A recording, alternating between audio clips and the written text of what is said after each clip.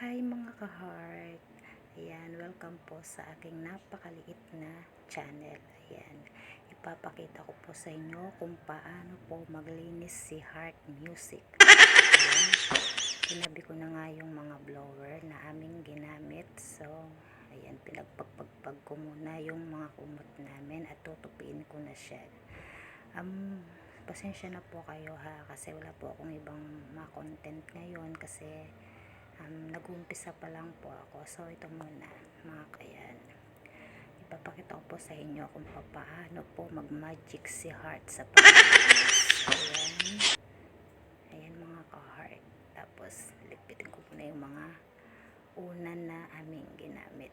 So maya maya lang mga ka-heart ay aalis ako at bibili ako ng ulam namin, tapos magluluto na rin ako siguro. So ayan, pagpasensyahan nyo na po tong video ko at pagtyagaan nyo na rin po. Ayan, simple lang po yung buhay ni Heart Music. Ayan, pasensya na po kayo sa pagmumukha ko dyan, medyo hindi tayo kagandahan. Ayan na, at magwawalis na nga ako maya maya dyan, tapos aalis ako. May bibilhin lang naman ako mga ka-heart. Ayan, ang hirap kapag mag-isa ka lang sa bahay.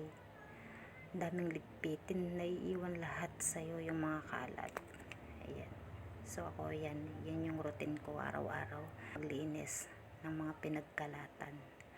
So ayan, ligpit-ligpit pa. Tapos maya ay magwawalis na rin ako mga ka-heart. Ayan, pasensya na po kayo sa aming walis mga ka-heart, medyo tipid pa tayo ngayon at hindi pa tayo nakakabili ng bago. Ayan, napudpud na nga siya kasi siguro mga ka-heart, mga sa isang araw 5 beses, more than 5 ako beses nagwawalis sa isang araw guys.